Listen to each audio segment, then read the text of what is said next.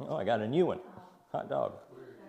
She's not feeling it today. Yeah. I should have made Josh take her, and I took her. That's where I messed up. Mm-hmm. That's all right. All right, so yeah, the weather for sure. Also the hostage release stuff in Israel this morning. That will go. As it, supposedly they've been released to the Red Cross. That was the last thing I saw before I walked out the door, so I don't know.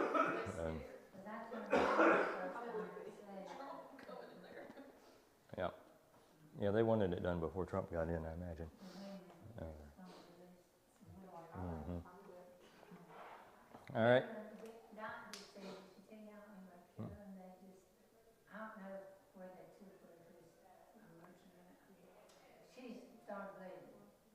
Karen. Oh, Dylan. Yeah. Okay. All right.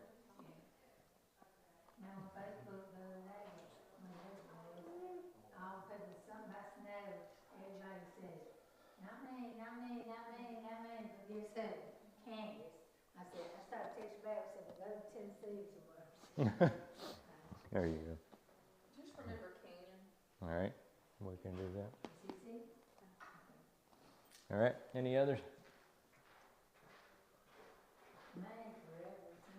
Hey, that's all right. That's all right. All righty. Brother Tommy, will you open us? Lord, thank you for the morning that you've given us and all of these blessings, Lord God, to just have a place to come to church. And Lord God, we hear the prayer requests and we lift them up to you, Lord God. We just be with just all the ones that are experiencing physical needs and Lord God, health issues, Lord God.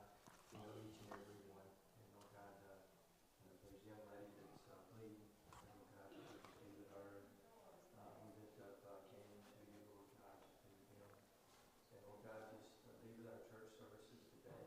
And they'll all go well. And we pray a special prayer for the nation of Israel as it experiences the turmoil, Lord God. And we know that those people are your chosen people. They're the apple of your eye. And we ask that you give the leadership of that country, Lord God. Just give them wisdom as they conduct their affairs and defend their country. Lord God, we just pray for the weather that's coming toward our way. It's going to be unusually cold. We ask, oh God, that you just protect us and keep us safe, and keep us warm. And the ones that have to travel, Lord God, that you'll keep them safe and grant safe travel mercies. And Lord God, again, we lift up the church services to you, and just help us, Lord God, to hear and, Lord God, apply to our lives what you have for us today. And we pray these things in Jesus' name. Amen. Amen. All right. Can I give y'all one of those? Okay, there's one. Yeah, I don't know if Josh want one to do, but there you go.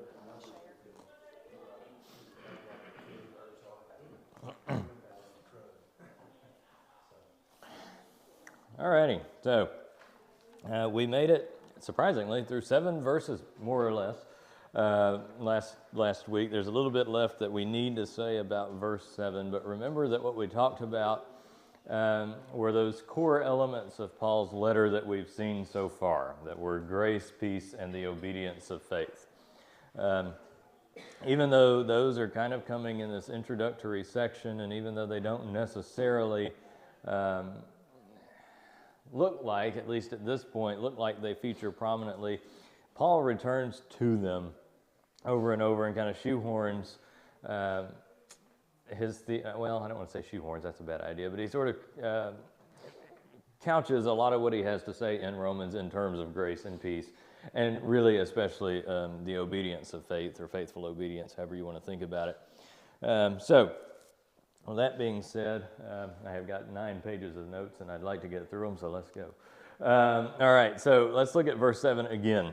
To all those in Rome who are loved by God and called to be saints, grace to you and peace from God our Father and the Lord Jesus Christ. So remember, one of the things that we said last week is in those opening verses, I'm a servant of Jesus Christ, saying that Christ is his master, right? And then he goes on to say his obedient faithfulness is worthy to be emulated, meaning Christ's obedient faithfulness to the plan of God, the plan of the Father, is worthy to be emulated. And when we do that, we are being conformed to the image of Christ. The kind of part of the thing that is on the table here, and I should have put verse 4 back up here as well because I'm tying some of that together. But in verse 4, one of the things that Paul is doing is describing the resurrections. Let's go back and read verse 4. I don't have it on the screen, but Jesus was declared to be the Son of God in power according to the Spirit of holiness by his resurrection from the dead, Jesus Christ our Lord. And so some people have taken that verse to say, he was adopted, right? He was a created man. He was somebody, that Jesus or that God sort of set his favor upon, and that he was adopted into this role, that he wasn't eternally separated for this role.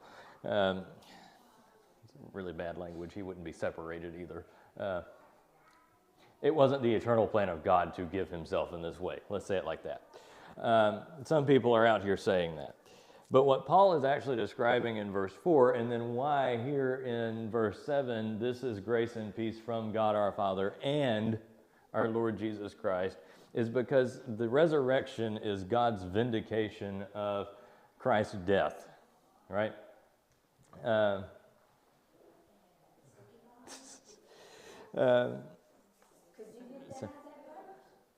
Yeah, I did. Yeah. No, I don't believe it's an adoption thing, but there are people who do. Verse 4. So was declared. They will take that word was declared and say, okay, then Jesus was created, and then at some point God declared him to be the Son of God. So that's where that adoption idea would come from. It's not necessary. I mean, it doesn't square with the rest of the introduction, in my opinion. It doesn't square with the rest of the letter. But I guess if you want to take it one verb at a time, maybe you could make that argument. But to me, what Paul is describing again is that the resurrection of Christ is the way that God is vindicating and validating Christ's death and also his messianic reign. I mean, we say this a lot and it's kind of cliche, but like nothing really matters if Christ is not raised from the dead. Paul's going to say that later in Romans, effectively. Like, if he's not raised, why are we doing this? What actually is the gospel? What is the power of the gospel? I mean, well, they're not going to believe it anyway, but what hope do we have?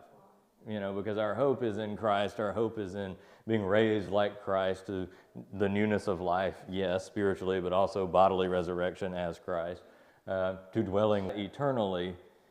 But I guess, for lack of a better way to put it, through the resurrection, his messiahship is proved.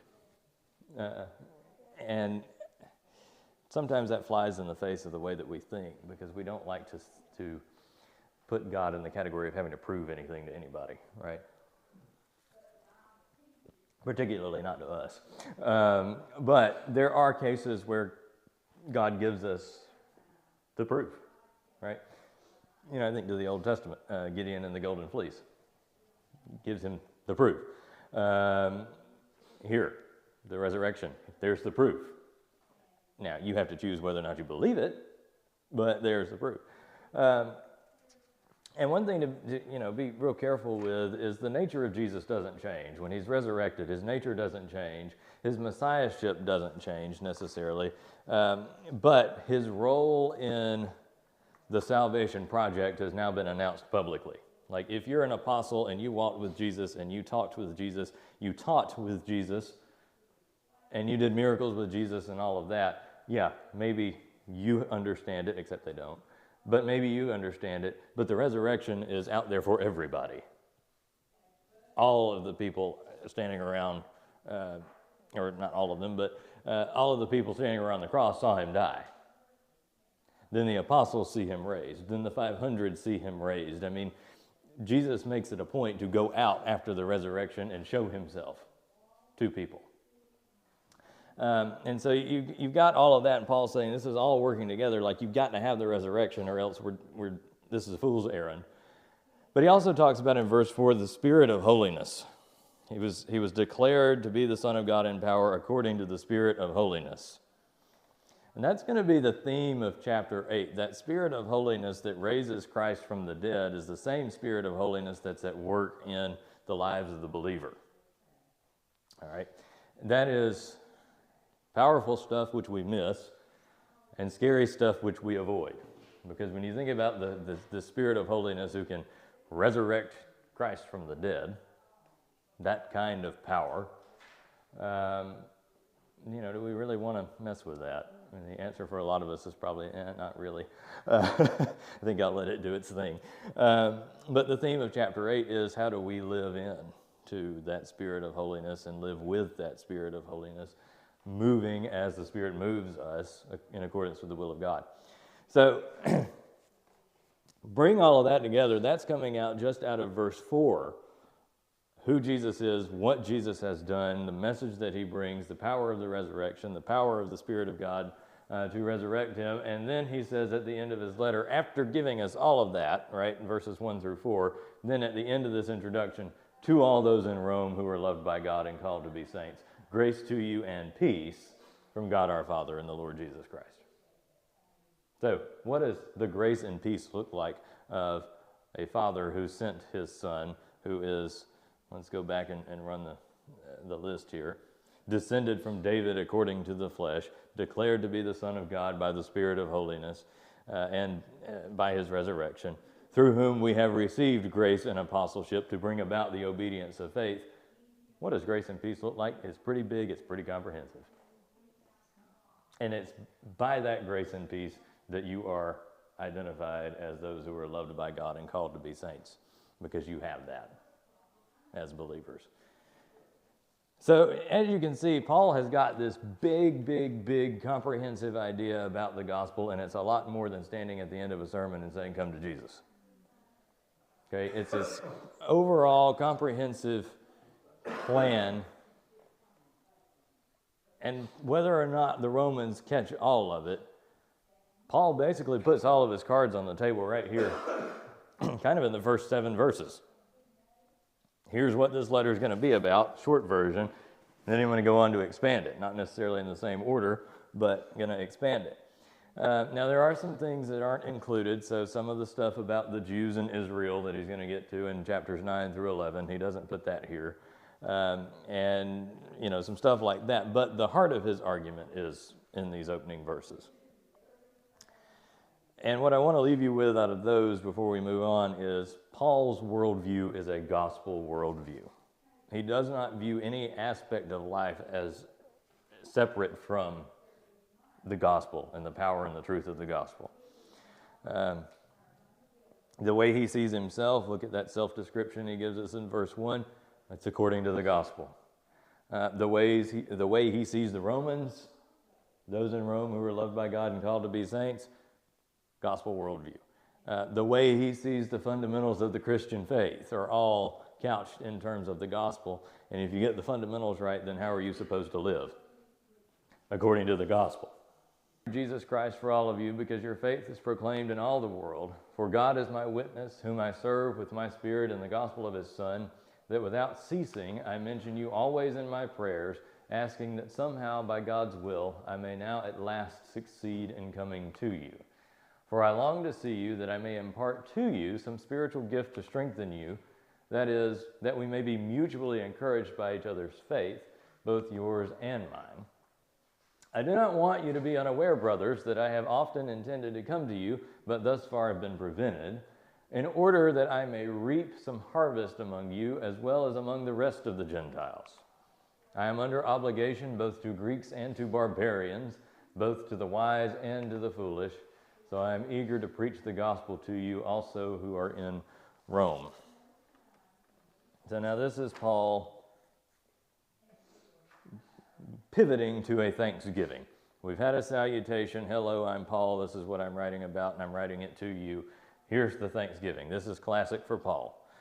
He's always going to start a letter, 9 out of 10 times, going to start a letter with, here are the things that you are doing really well, or here are the things that I love about you. It's kind of, I think we've talked about this before, but it's sort of one of those deals. If you want to get someone to do something, you want to get them to change their behavior, do you start off by jumping on them with both feet? Or do you say, hey, you're doing this really well, but how about right? You're a little bit, you get a little bit further if you give them a compliment first. You get some buy-in if you do that. And honestly, that's kind of what Paul does in most of his letters. So, in this Thanksgiving that we just read, he gives us three main elements, not elephants, but elements. Gratitude, prayer, and hope. Seems pretty simple, pretty much in your face. But thinking first of gratitude, he expresses a thankfulness for Romans and very publicly for our faithfulness. Not because we're going to get, hoops and hollers and accolades and claps and whatever else whenever we walk into a room because, oh, look how great and wonderful they are. It's not about that for Paul. It's about being a good witness for the gospel. And the Roman church, Paul says, is doing that. Notice that if you go and you look at other of Paul's letters, that's a fairly common praise. And I think one reason that that's so common for Paul is because he wants people to realize that, yes, he's writing to them and asking them in many cases, hey, you need to tweak your ideas here, you need to change what you think about this, you need to be reminded of some things over here, but at the heart of it, you're trying. You are faithful to God and to His Word. You may be getting it wrong, you may need a swift kick, but you're trying. All right. Think about 1 Thessalonians or the letter to the Colossians. I mean, there are two really, really strong elements of praise and thanksgiving given in the opening of Paul's letters. He sees these communities as worthy of special recognition because of their faithfulness. So, we often have this idea about, like, if you ever get a letter from Paul, you're in trouble. I've seen there's a thing that goes around on Facebook sometimes, and it's like, it's about time Paul wrote a letter to America. It's true, but if you see a letter coming from Paul, you should also be thinking, all right, yes, we're in trouble because we missed seeing us and sees us as movers and shakers. And we need to get this right.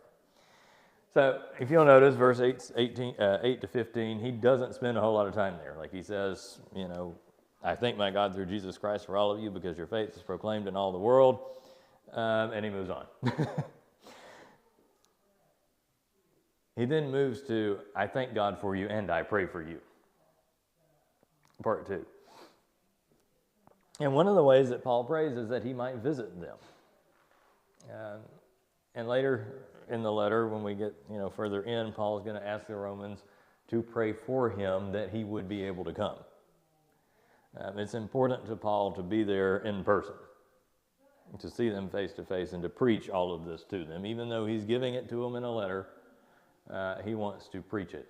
One thing about Romans is as you read it, you can almost be certain that this is exactly the kind of preaching and teaching that Paul would have done when he established churches across the ancient Near East and moving into the Greek. Like this probably is what the kind of stuff that would have come out of the pulpit. And what I will say about that, and I'm not trying to get on several soapboxes, but maybe I will for just a minute. This would not fly in today's world. People wouldn't stick around for sermons like we would find coming out of Romans.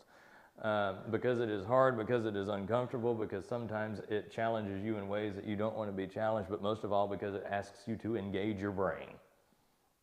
And what the modern church has done is said, check your brain at the door. It's about how you feel this morning. No, it's not. Don't ask me at 8 in the morning or 9 in the morning when I walk in here how I feel. I can barely walk. Okay, that's not what got me here.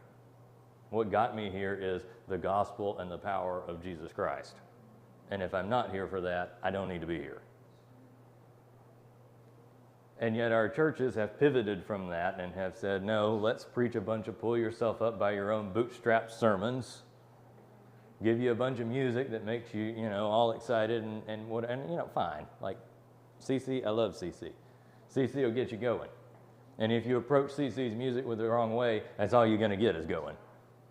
Okay? You won't get anything else out of it. because of the church. It's not CC, I don't think. I don't think it's the intention of most of these contemporary Christian artists to just get people going. But when you put it in a context where fidelity to the word and deep thinking about the things of God doesn't matter, all it becomes is a feel-good session. All right, moving on. Point is, Paul would not be welcome in most pulpits. Okay.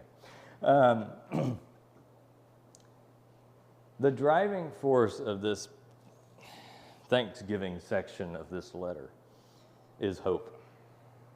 So yes, he says, I pray for you. Yes, he says, I'm thankful for you. Yes, I want you to pray for me that I would be able to come. But he hopes to visit Rome as a fellow believer and as an apostle. Because the way that Paul thinks about ministry is this is a two-way street. And believers are just his brothers and sisters who have received a different calling. It's very important to realize we might call Paul the super apostle. I've heard that my whole life. And he is insofar as his impact. 2/3 of the New Testament belongs to Paul. Think of all the churches he founded and all the influence he had in terms of establishing young leaders and so forth and so on. Okay, true, all of that's true. But the way that Paul is thinking about it is, I am an apostle, I am called to the harvest of the Gentiles and the Greeks and the Jews where I can get them, but particularly to the Gentiles, so that they can fulfill their calling. It's not about Paul being better than anybody else. It's not about him being put on a pedestal. Now, in terms of church leadership, the way the early church was structured, yes, you had a bishopric system. So you would have had a big gun in charge of a region of churches, probably would have made his trips around to the different regions and visited the different churches and so forth, especially kind of third and fourth generation of all of that. So in that sense, you would have had a level of importance, but it wasn't ever about somebody being more Christian or a better Christian than anybody else. It wasn't supposed to be. And Paul wasn't thinking of it that way. Paul is thinking about this as I've got to do my part so that you can do yours, for the equipping and edification of the believers. Churchy phrase we like to hear. It is interesting that part of this, and I want to bump back to verse 11 for just a minute. Part of this hope is to impart a spiritual gift to strengthen the Romans. Now, we have no idea what Paul's talking about as a spiritual gift. Is he talking about spiritual gifts a la 1 Corinthians? Is he talking about preaching and teaching gifts, which might just mean the fact that he's coming to them and preaching and teaching, like we would find in another section of 1 Corinthians? Or is he talking about hope? He could be talking about hope as a spiritual gift. We're not entirely sure what he has in mind here. My read on it, I offer a fourth way. The spiritual gift is the gift of the gospel, clearly taught and clearly proclaimed. The gospel as it was given to Paul by Christ. Remember, when Christ has that interaction with Paul on the Damascus Road, Christ gives him the message, the same message that the other apostles were given. So it could be that. One of the things that we don't know, and I think this is sort of interesting, at least not from the Bible, I'm sure there's speculation elsewhere, but who else would have gone and preached to the Romans, of the other apostles? Maybe Peter. We know Peter was around, but we don't really have a lot of clarity on who else might have gone and done this. So it may very well be that Paul is the only of the apostles that would have had a shot at going to Rome, in which case there it would have been important to Paul to have this clear proclamation of the gospel. Maybe.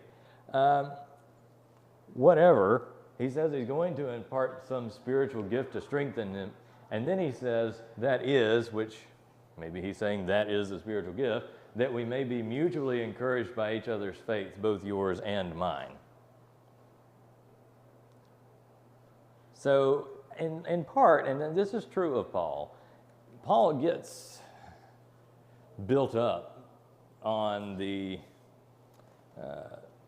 on interaction with other believers. Like Paul loves that.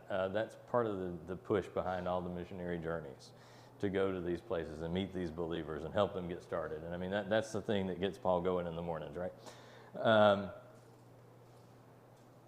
So maybe that's the spiritual gift, the mutual edification of one another. Like it's sort of ambiguous right here what he's talking about. But whatever it is, we know that the fact that he hasn't been able to get to Rome bothers him. It's not his own decision. He says, I've often intended to come to you, but thus far have been prevented from coming to you. Now that word prevented, we think of it negatively. We think about it in terms of stopping something before it gets started. We want to prevent our children from getting into bad habits, behaviors, whatever like that. We're trying to prevent disease, like it's all about, cutting things off at the root, so to speak. Paul's not using it that way. The way that Paul seems to be using it, based on the way he uses it other places, is he sees that in God's providence, God has guided him in a different direction. So even though it's Paul's desire to get to Rome, even though that's what he really, really, really wants to do, the gospel of Christ has been preached in Rome. And the mission that God seems to have for Paul is to go places where Christ has not been named. So even though he really wants to go to Rome, and he really wants to see these people, and probably part of the reason he really wants to go and he wants to see them is because there's already a foundation there. Paul doesn't have to start, laying the footing, the whole 9 yards. He can just go and enjoy being there. But it seems that from Acts and from the letters that Paul wrote, Paul's real mission is to go places where Christ hasn't been named. And that has happened in Rome. Therefore, it would not be a top priority for God for Paul to go there, and despite the fact that Paul really wants to, it wouldn't be a top priority for Paul either. I want to be here. I have often intended, but have thus far been prevented, or have. Paul's understanding of ministry, here's another one for us, and the Christian life, is that you go where and when God leads. Not when and where people expect, be it you or be it somebody else. And as you can go back and read Acts and look, people don't always like it when Paul shows up. He gets stoned and beaten and run out of town and, flogged and shipwrecked and everything else. But that doesn't matter.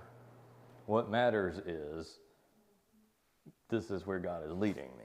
This is where he expects me to be. Therefore, that's where I'm going to be. So what Paul is doing is saying, yeah, I want to come to you. I'm very eager. Like I'm chomping at the bit. I want to get to Rome. I want to get to Rome.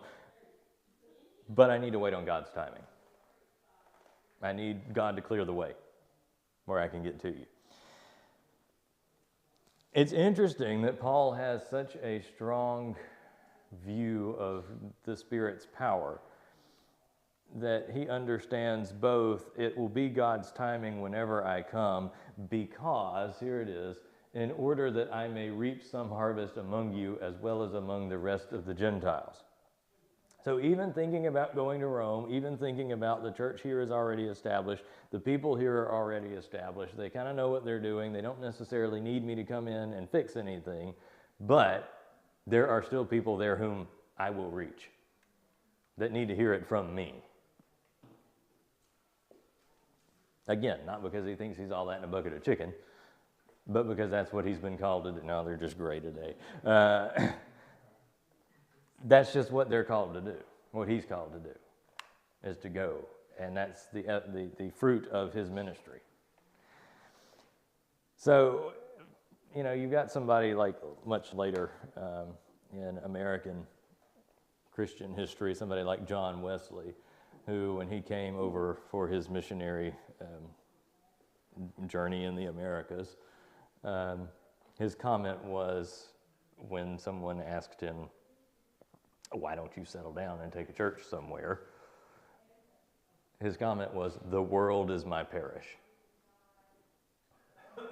He viewed himself as a minister to the world, right? Same thing, kind of, with Paul. Paul would have said, the world is my parish, the world is my mission field. This is the work that I'm doing. Even in places that are already thoroughly Christianized, there are still souls to be converted and those who have never heard the gospel. Right.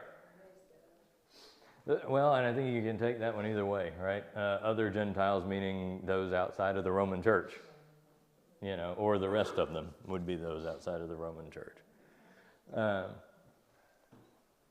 I think that's a lesson for us, though, is we make all these bold assumptions like, oh, we're from Marion County, we've got, 5 churches for every one person. That's what it feels like. Okay, you do, but so what? We can't assume that everybody has heard.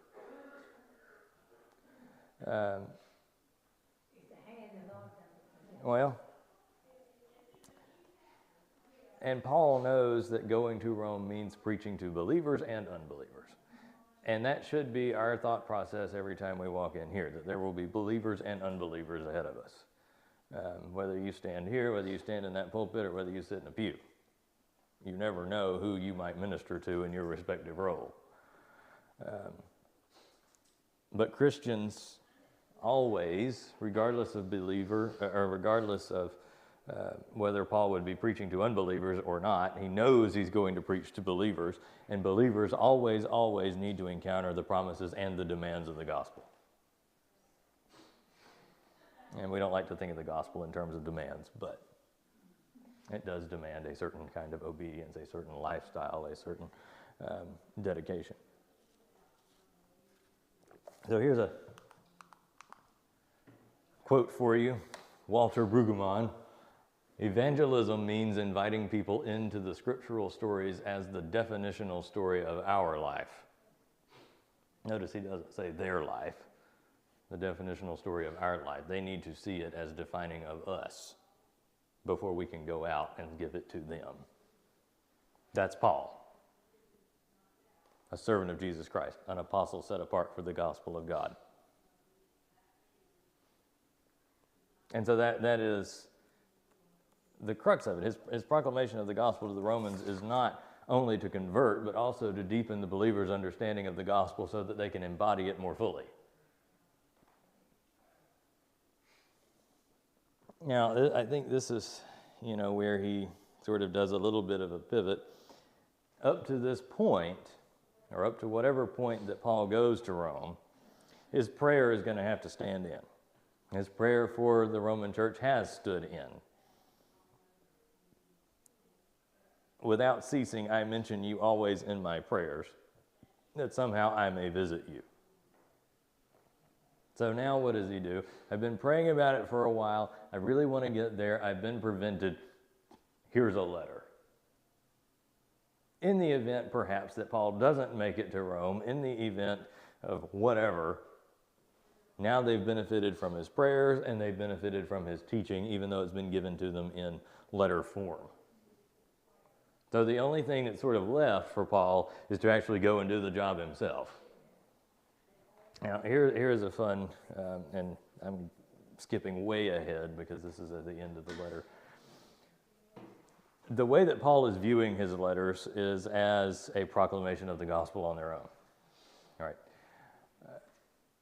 Who does he send to proclaim the letter to the Romans? A woman by the name of Phoebe.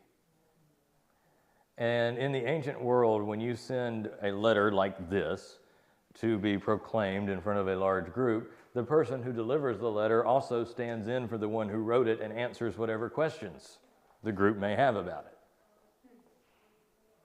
So in a very weird way, Paul is writing this letter and hammering home this really hard-hitting, deep-seated theology and handing it to a woman who should not have been educated enough to answer their questions, and says, you be the one to go do this.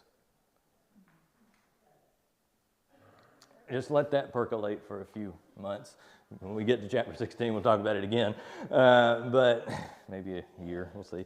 But the point of all of this is it's about Christian living, it's about Christian activity, it's about fidelity to the gospel, it's about being more Christian, being a better believer. And if you don't know, then being exposed. You now have heard it. And what Paul will say in the coming verses is, now that you've heard it, you don't have an excuse anymore. All right, what much time do I have? Not much. Let's see, what can I...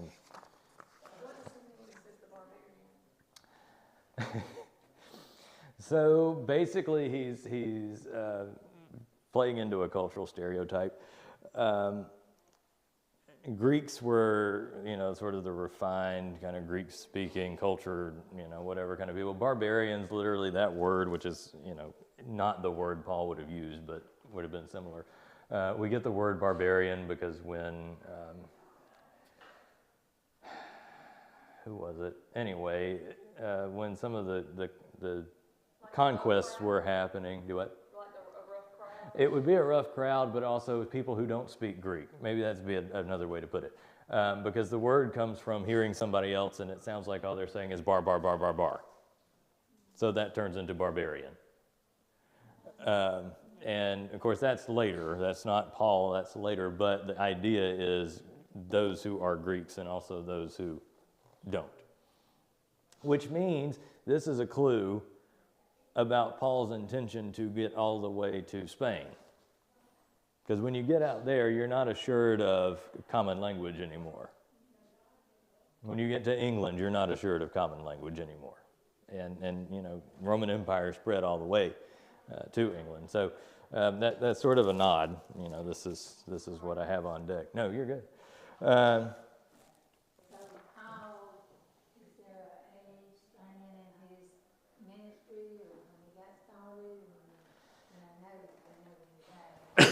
He would have been, I think, if memory serves, I'd have to go back and look at this for sure, but he would have been somewhere around late 30s getting started.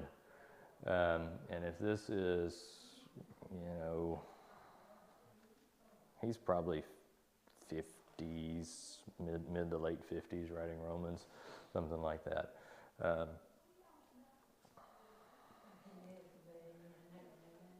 I don't know how old he was. I think he was in his 60s. He wasn't quite as old as we want to think that he was. But nobody lived that long. It's ancient world, if you live a really long time, then the gods have smiled on you. Like that's the interpretation with the Romans and the Greeks.